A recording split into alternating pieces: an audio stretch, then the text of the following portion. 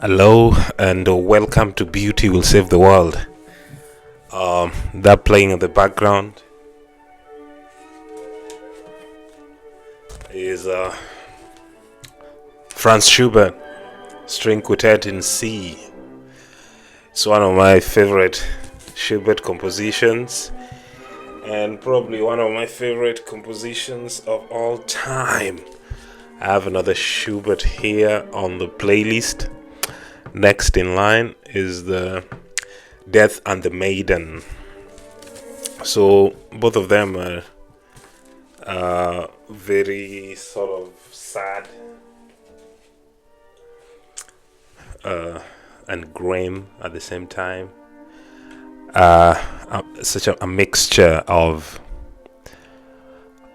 joy and sadness that is very very akin to Schubert's music. He's always been known to mix the two in a very beautiful way, and that goes to the theme of today's video. And as you can see on this other side is a copy of Van Gogh that I did some time back. Is a wheat filled with crows. It's believed to be the last painting he did, and it's my favorite painting of his. Of course, it has such a sense of foreboding, the dark skies and the crows scattering off like somebody has just shot a gun and scared them away. And this road that disappears into the wheat field, it has such pathos, and of course he shot himself, and so this painting has always reminded me that side of his life, that the sadness that came with the joy, together. And so far I've highlighted those two brilliant artists, Schubert and Van Gogh. Both of them did not get enough appreciation in their lifetime. Schubert only survived because a few friends of his showed him love, who at least had means, supported him, some lived with him at some point, and but relatively didn't get the sort of fame that I think he deserved in his lifetime, even though he composed so much in such a short time. And it still blows people's mind how he managed to put in such a big volume of work while undergoing such pain and disadvantage, so that really goes to his commitment to the art. And so is Van Gogh. He was pretty poor, only supported by the brother, but he still managed to work. So on the printed media of arts, I've highlighted those two other media just to introduce this. As you know, we always looking at books here and reading excerpts, those short paragraphs you want to put down in your notebook. So this is the notebook I have. I see something beautiful, I put it down in the notebook, or I highlight it when I'm annotating. And for me, just engaging in that physical mediums is some sort of ritual, and there's so much joy in it. And I feel younger and younger every day, like as if I'm back on my high school library with the dusty books, looking up all sorts of plays and poems. Anyway, this is Friedrich Hölderlin. I've read this book, this podcast before, I think, and I finished reading it, and it's one of those books you pick up and you don't want to put it down, man. It's just like you just want to go on and on and on. And I did a wee sketch. I did a wee sketch of Hölderlin's, the place he lived in to the end of his life in Tübingen.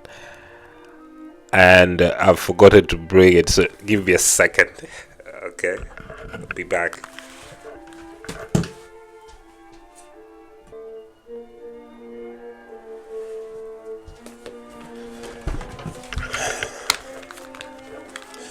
Okay, we are back. We are back. So here's a sketch I did. Anyway, let me turn off this music.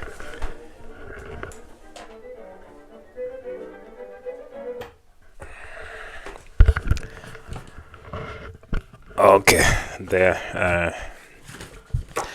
Turned off the background music. I hope I'll be heard clearly now, or I was being heard clearly before. But I don't know. Probably YouTube will flag me down for playing that music for so long. But it was composed so many years ago. I don't know if the copyright still works, but we'll see. I think it is education for I use it for educational use, so I guess they will understand that.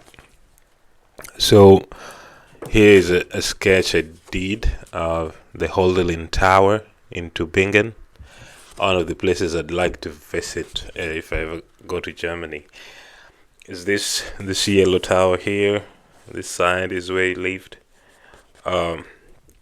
After he had a mental breakdown, a certain carpenter who was a huge fan of his work took him in and put him in at the tower for free, and he lived there for the last almost 30 years of his life. And this carpenter took care of him, and he said that he had just a single piano in the middle of his room where he played Beethoven every day. So I don't know, it doesn't sound like so much of a wretched existence, even though he had it was said to have lost his mind, and it's hard to blame him. He as an artist also suffered relative obscurity even at the time when he was still alive, and compared to his friends like Schelling and Hegel, who enjoyed a bit more success because they were renowned philosophers. So it was sort of the age of reason, and most people were more than willing to attend the philosophy lectures and buy philosophy books, and so he himself, Hölderlin, he wasn't much of a philosopher. He was a poet, and he had such vision that I think it must have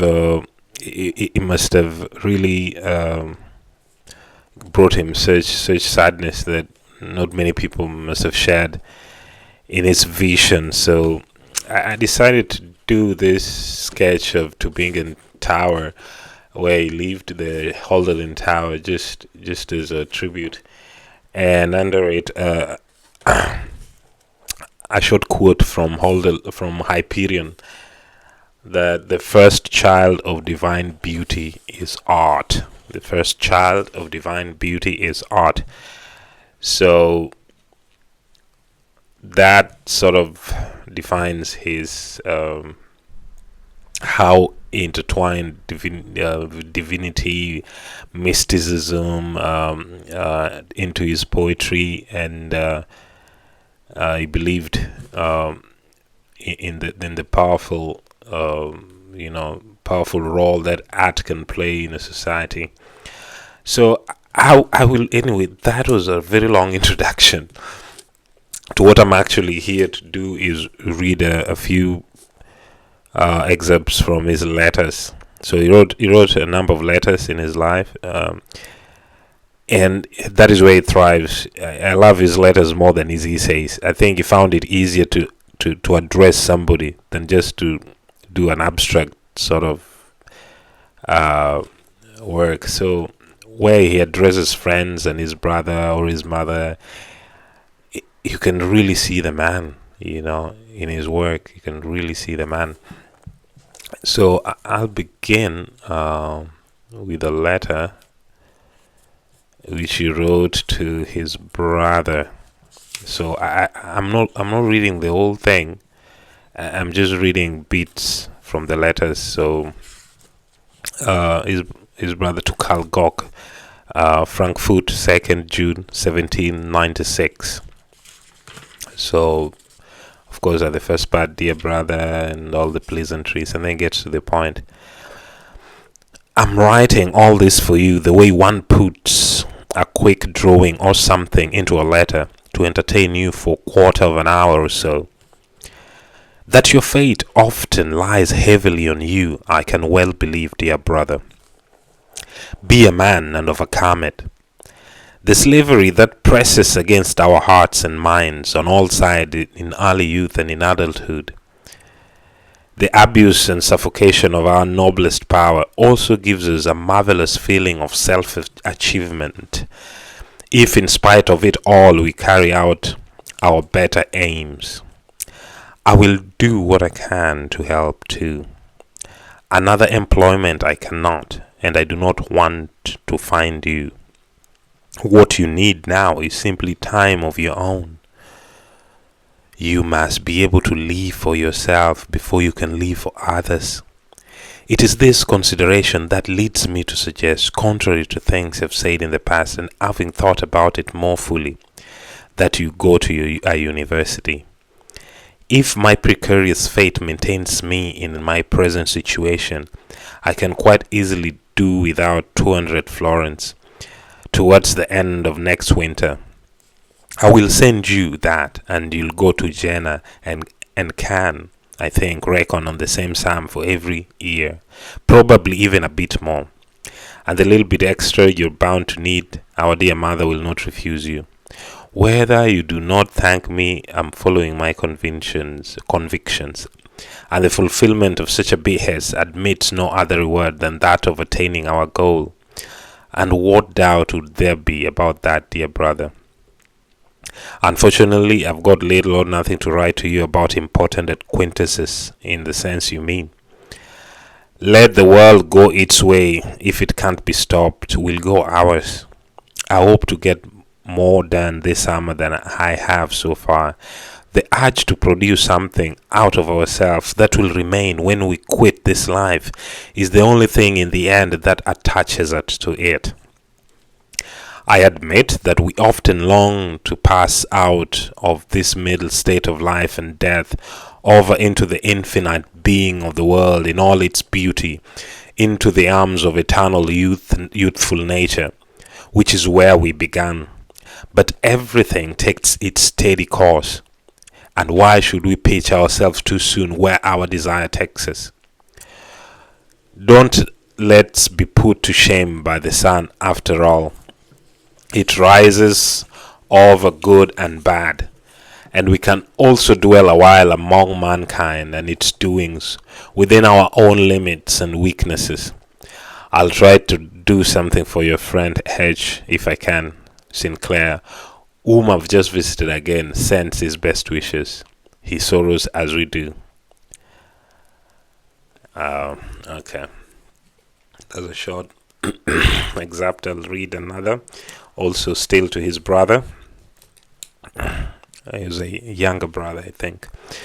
Dear Carl, it is often more desirable to be occupied merely at a superficial level of our beings than constantly to expose one entire soul, whether in love or in work, to the destructiveness of reality.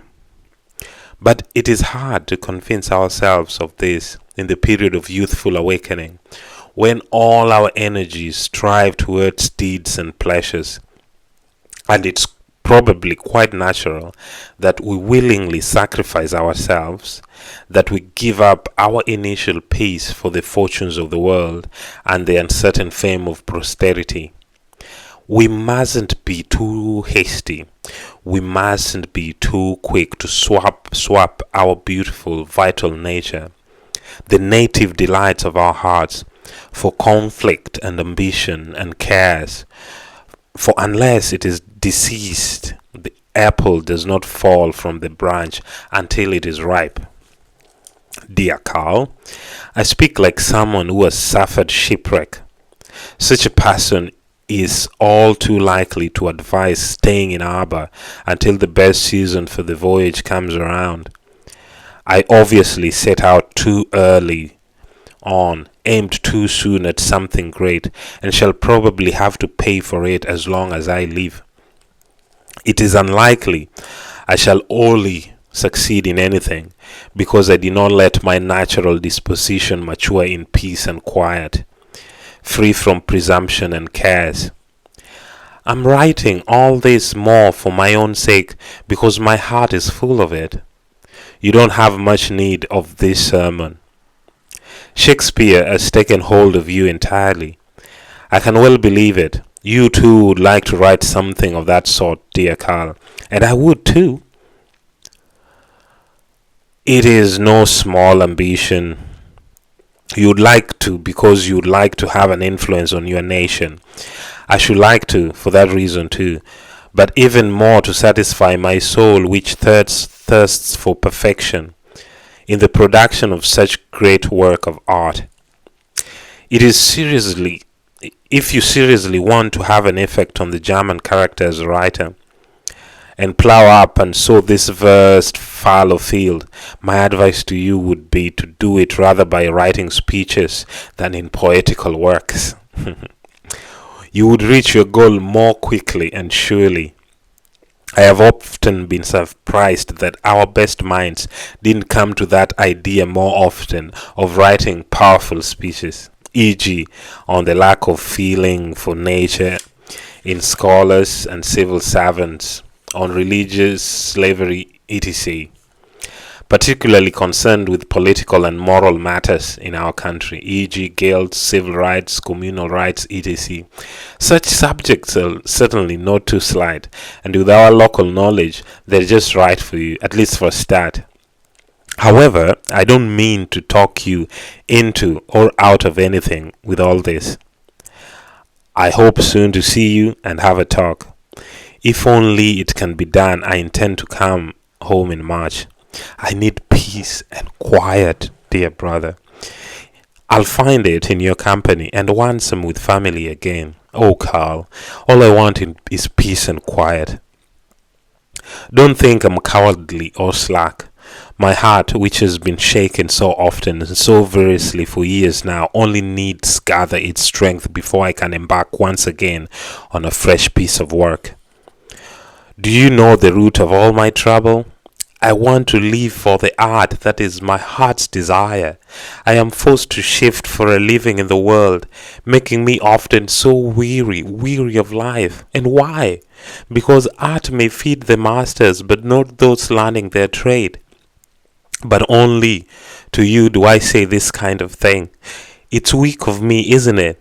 Not to rest for myself like a hero against the odds. The freedom I need, but you see, dear Carl, then I am at war once again, and that's not good for art either. But it's too bad. I wouldn't be the first to come to grief who was born to be a poet. We don't live in a climate for poets. That is why, of 10 such plants, hardly a single one thrives. Among my little pieces of work, there's not one that was not interrupted by some deep unhappiness while I was writing it. You may say I shouldn't pay attention to what makes me unhappy, but I say to you, I should have to have the kind of frivolity, and would soon lose me all the love of the people I live among. What is going on then in your world of politics? I haven't been able to find the parliamentary writings yet. I lent it to someone and I can't remember who. Forgive me, dear brother. I'll happily make up for it one way or another. The letters you asked were to get from me must be in safekeeping in Nuremberg. I have none here. I know my own heart, and I'm sure that things had to happen the way they did. So many days in the best part of my life was spent in misery because I had to endure disregard and disdain as long as I was not her only suitor. Later, I found favor with her and responded in kind. But it was not hard to see that my original deeper attachment had been extinguished by unmerited suffering I had to put up with. By the end of my third year in Tübingen, it was over. The rest was superficial. And I've paid for it enough that I continue to go through the emotions during the last 2 years in Tübingen. I've paid for it more than enough through my irresponsibility that crept into my character because of it, and which I only freed myself again after unspeakably painful experiences. That is the old truth, dear Carl. If you have to ask about me, deal with it as best as you can. I wouldn't want to cause any distress to the good soul for anything. So with that letter, I'll stop there and go to another, and then maybe I'll do a commentary after on the letters and wrap up. So they're quite good letters. I didn't know which one to choose, which one to leave out, but I'll try to pick the best I can. To Christian Ludwig Neufer, Frankfurt, August 1798. So Christian Ludwig was one of his friends, and I found he really was himself when he was writing to him. He didn't hold anything back, and it was really beautiful how he did. I am pleased, my dear Neufer, that you're content with my bits and pieces. One day, when the fates, whom I love even in unhappiness, will perhaps repay my love with some tranquility and good spirits, I will make sure you also profit from it. You must know that you, who were the first properly to teach me the joy of true friendship, will and must receive from me everything that men can demand of one another: spirit and action and affectionate devotion. Dear Neufer, do you honor the times of our shared intimacy as I do? I believe that people who have loved one another as we have are for that very reason capable of all that is great and beautiful, and are bound to achieve it if only they understand one another properly, and have the courage to work their way through the dross that hinders them. I know very well I have achieved nothing yet, and perhaps I never shall. But why should that affect my faith in myself? Does it make it a vain illusion? I think not. I shall say I have not understood myself properly if I do not succeed in anything excellent in this world. To understand ourselves, that's what saves us. Then all art and labor is in vain if we do not understand ourselves. That is why it is so important to stick together and teach each other what is in our minds. If our petty rivalry, etc., we separate and become isolated, it's our own greatest loss. The voice of a friend is indispensable if we are to be at one with ourselves again whenever. Because of the stupidities of ordinary people and the selfish pride of those who have already achieved something, we are at odds with our very own soul, our very own best lives. Here are a few little poems. I didn't have enough time for what I promised you in my last letter. Yours, Hölderlin.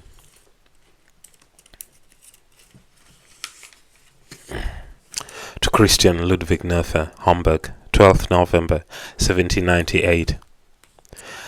I should love to be able to speak with you again about all the things that interest us both. Life in poetry is what now occupies my thoughts and senses more than anything else. I feel so keenly how far I still am from arriving at it. But all the same, my whole soul thrives for it, and often it all comes home to me so palpably that I cry like a child when I everywhere feel how my work is lacking in this or that respect. And yet I cannot extricate myself from the poetic labyrinth I'm wandering about in. Oh, in my early youth, the world frightened my spirit back into itself, and I'm still suffering from the effects. True, there is an hospital. True, there is an hospital where poets afflicted as I may find honorable refuge. Philosophy. But I cannot relinquish my first love, the hopes of my youth, and I'd rather die without achieving anything than abandon the sweet land of the muses, which only chance has cast me from. If you have any good advice to put me on the right path as quickly as possible, let me know. I lack not so much strength as lightness, not so much ideas as nuances, not so much a main tone as a spectrum of diverse tones, not so much light as shadow, and all this for one reason. I shun the common and the ordinary aspects of real life too much. I am a real pedant, if you like, and yet, unless I am mistaken, pendants are usually so cold and loveless, and my heart is always so eager to unite with everybody and everything beneath the moon. I almost think I'm pedantic out of sheer love. I'm not shy because I'm afraid that reality might disturb my selfishness, but because I'm afraid reality will disturb the intense, ready sympathy with which I commit myself to other things. I'm afraid the warm life in me will be chilled by the icy cold happenings of everyday life. And if this fear comes from having always reacted more sensitively than others to anything destructive I encountered, and this sensitivity seems to have its origin in that fact that, relative to the experiences I've had to go through, I wasn't of a sufficient strong constitution. I was not indestructible enough. I can see that. Is being able to see it of any good to me? To this extent, I think, since I'm more liable to be destroyed than any other person, I must try to extract some advantage from the things that have a destructive effect on me. I mustn't take them for what they are in themselves, but only in as far as they can be of use to my own truest life. I must, when I come across them, make it principle to make them as indispensable material without which my innermost will never come to full expression. I must take them up into myself so that when the opportunity arises, as an artist, if that's what I want and I'm able to become, I can replace them as a shadow next to my light. Reproduce them as subordinate tones among which the tone of my soul will spring forth with all the more life. Purity can only be represented in impurity, and if you try to render fineness without coarseness, it will appear entirely unnatural and incongruous. And this for the good reason that fineness itself, when it occurs, bears the color of the fate in which it arose, and beauty, when it appears in reality, necessarily assumes a form from the circumstances in which it emerges, which is not natural to it, and which only becomes its natural form when it is taken together with the very conditions which of necessity give it the form it has. For example, the character of Brutus is a highly unnatural, nonsensical character unless he is seen amid the circumstances which force his gentle spirits to adapt his stern form. Nothing fine then can be represented without coarseness, and for this reason I shall always tell myself, when I encounter coarseness in one world, you need it just as much as a potter needs clay. Therefore embrace it and don't reject it or shrink from it. That's my conclusion. wanting to ask you for advice, and that's to give you a very clear picture of my faults, which of course you're already acquainted with to a point, and at the same time wanting to become more conscious of them myself. I've gone farther than I meant to. And so that you can understand my moping properly, I admit that for some days now my work has been on a standstill. And when that happens, I always fall into reasoning. Perhaps these brief thoughts will stimulate you to further reflection about art and artists, and particularly about my main poetic faults and what can be done about them. And perhaps sometime you'll be so kind as to let me know what you think. Good wishes, my dear Neofer. I shall write again as soon as I'm in Rastad. Yours, Hölderlin. Moving on. I guess that's the longest one now that I had lined up. These ones should be a bit shorter. To Calcock, 1st January 1799. For all that, the interest in philosophy and politics, even if it were more general and serious than it is, falls short of being sufficient for the education of the nation. And it would be a good thing if there were at last an end to the boundless misconceptions that lead to art, and especially poetry, being devalued by those who practice and enjoy it. So much has already been said about the influence of the arts on the education of man. But it always came out as if it wasn't meant to be taken seriously. And that was quite natural, because they didn't reflect on what the true nature of art, and especially poetry, is. They confined themselves to its unassuming external aspect, which is certainly bound up with what it is, but is far from making up the whole of its character.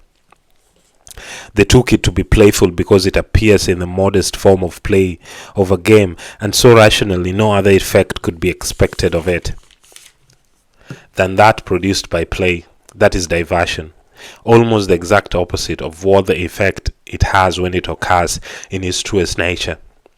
Then a person becomes collected, gains focus, and gives him repose, not empty but living repose, where all the faculties are alert and only seem not to be active because of their intent harmony. It brings people together and joins them, but not as play does, where they're only united in that everybody forgets themselves and their vital particularity of each is held back.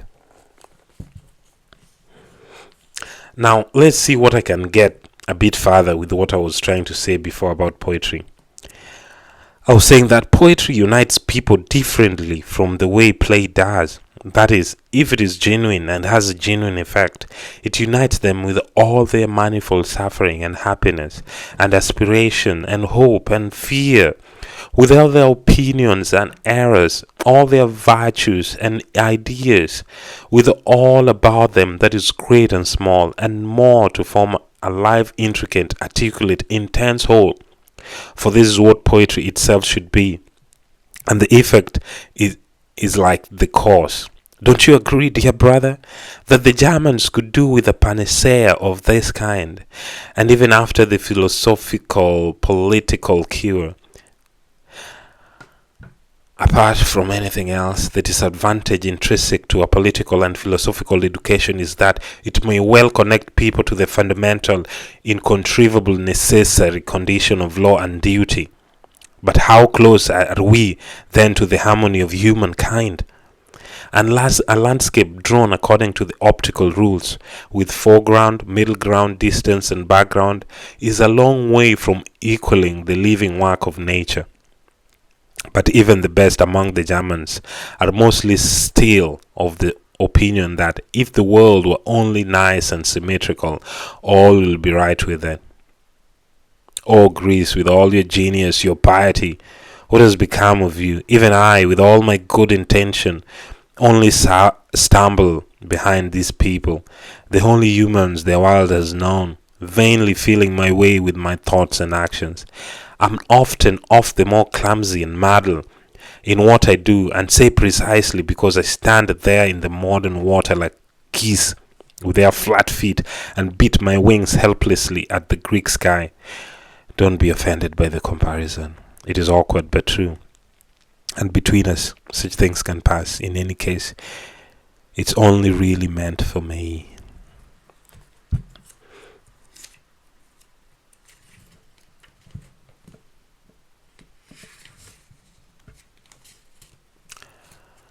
To Johanna Christian Gog, Homburg, January 1799. Dear Mother, and then I skip. Make do with this unfeigned expression of my thoughts for the moment, until I can find an hour where I can write with all my soul. I quite agree with you, dear Mother, that it will be good for me in future to seek out the most modest position I can, and especially for this reason, that the perhaps unfortunate penchant for poetry, which from the beginning I always made honest effort to oppose by concentrating on occupations thought to be more serious, is still in me. And, to go by all that I have learned about myself, will remain so far as long as I live. I cannot say whether I'm deluding myself or whether it is true impulse of nature. But this much I do now know. I have brought acute disquiet and discontentedness on myself, in part by devoting excessive attention and effort to activity that seemed to be less well suited to my nature, such as philosophy. And I did it with a good will because I wanted to avoid the reputation of an empty poet. For a long time I didn't understand why the study of philosophy, which usually rewards the assiduous hard work it requires with tranquility, only made me more and more restless, even passionate, the more completely I surrendered myself to it. And I now explain this to myself as coming from my distancing myself more than was necessary for my proper inclination. And my heart would sigh during this unnatural work for the occupation it loved best, like Swiss herdsmen in their army longing for their valleys and their cattle. Don't think this is fanciful. For why is it that I am peaceful and good as a child when I'm working undisturbed in sweet leisure at this most innocent of all occupation, which is it is true and quite rightly only earns proper respect when it's practiced with mastery. Part of the reason why I am a long way from that is perhaps because from boyhood on I never dared work at it as hard as at many other things which I perhaps devoted myself to in rather meek conscientiousness manner to conform to my circumstances and what people expected. And yet every art requires a man's whole life, and everything an apprentice learns must be learned in relation to his heart, if he wants to develop his disposition to it and not end up stifling it. You see, my dear Mother, that I'm making you my intimate, and I have no fear of your misunderstanding these honest confessions. There are so few people to whom I can open my heart.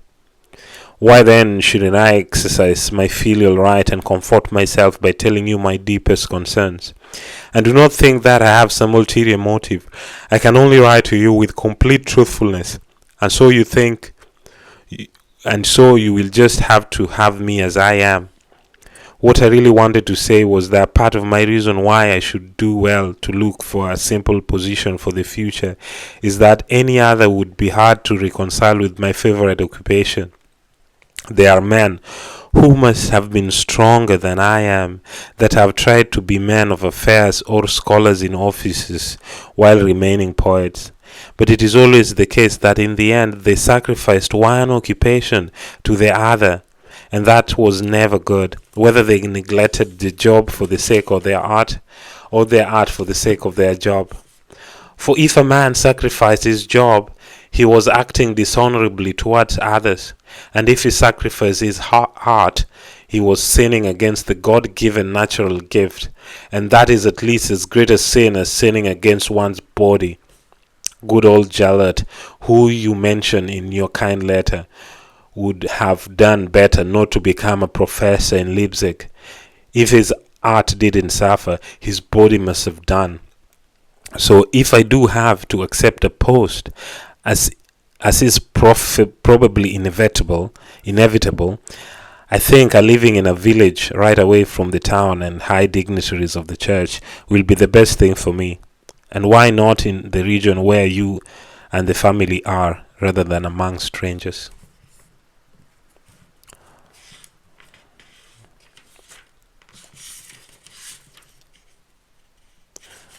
Okay, let's see if I can do the last one. To Christian Lander. Let's see, my dear friend. Yep, I'll pick it from there. Just a moment. To Christian Lander, Hopewell, February 1801. My dear friend, I've long harbored delusions which have been a burden to me and to others, and a disgrace in the eyes of the Lord of life and my guiding spirit. I have always thought that in order to live at peace with the world, to love other people, and to look on the holiness of nature with true eyes, I had to submit, and in order to be something to anyone else, give up my own freedom. At last I feel the truth. Only where the strength is whole can love be. This truth has come upon me unawares in moments where I looked around me completely pure and free again. The more certain a person is in himself, and the more collected in the best of his life, and the more easily he raises himself up out of the subordinate moods into the true individual once again, the brighter and more encompassing his eye will be, and he will have a heart for everything that is easy and difficult, and great and dear to him in the world. I would of course have begun my speaking of the peace, but the first pages of this letter were written, I think, a fortnight ago. What pleases me most about it is that with it the over important role of political alliances and misalliances of played is over, and a good beginning has been made towards the simplicity that is proper to them. In the end, it is true. The less people know and experience of the state, whatever form it takes, the freer they are. It is, however, a necessary evil to have compulsory law and their executors. With the end of the war and revolution, I think that the inner Boreas, the spirit of envy, will also cease, and let us hope a lovelier form of sociability than the merely solid and bourgeois will unfold. Forgive me, dear Lander, if I'm boring you going on like this in my thoughts, but to you I can surely speak as if I was speaking to myself.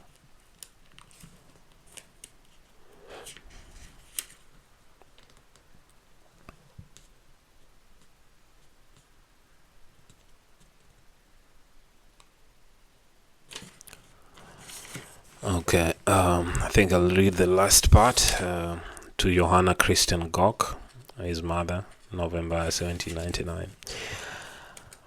From what I can gather of the more general moods and opinions of people today, there seems to be developing, as a reaction against the great violent upheavals of our time, a way of thinking that is very unlikely to animate and awaken the faculties, and in fact ends up oppressing and numbing the living soul, without which there can be no joy and no proper value in the world at all. Exaggeration is never good, and it is not good either when people are frightened of everything that is not already familiar and settled, with the result that they hold all striving towards anything nearer perfection than what we already have to be bad and harmful. Precisely, this seems to me the general attitude nowadays, and it is a great weight on my mind, because it reaches into the small things in life as well as the greater things, and because no man can free himself from the influence of others, be it harmful or beneficial. And if on a particular day I'm more caught up in feelings of this kind than usual, it is only that this should show through in my utterances when I come to speak with those close to my heart. But so as not to go on and on too long, I will just add that I hope to be able to say something more certain about the visit I've been intending for so long, and also about my future existence in a month. As always, dearest mother, I am your grateful son, Hölderlin. I think I'll end the letter reading from there. It's been a roller coaster. Some of it were very emotional to me. They spoke to me, and some of it were probably not as. But I think the selection in general try to stay true to the theme of today's video.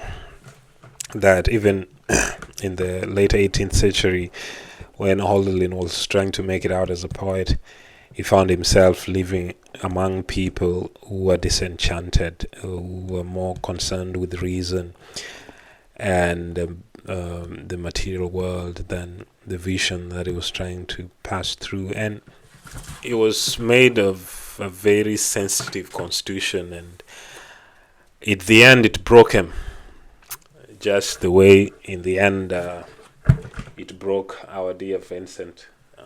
He ended up taking his life. Hölderlin did not take his life, but his life might as well ended as the society knows it. Always reminds me about a certain poem that Mahler uses in one of his compositions. I'm dead to the world, and now I live in my poetry and in my song. So Hölderlin did not kill himself, but he was dead to the world. I think the German of that phrase is ich heb alleine in meinem Himmel, in meinem Leben, in meinem Lied. So Schubert here also, he lived for his art, he lived for his song, he lived for that world, and he was fortunate enough to have friends who believed in him. But the conditions of his life finally saw him pass away at such a young age of 31. But my goodness, did he leave us some beautiful music. And we leave off with some Schubert, and let me play again.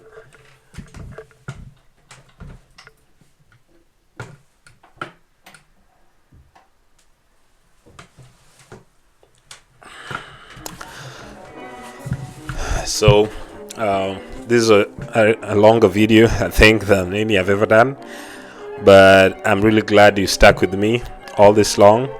And don't give in to the disenchanted world. Don't comply. Do your art, whatever it takes.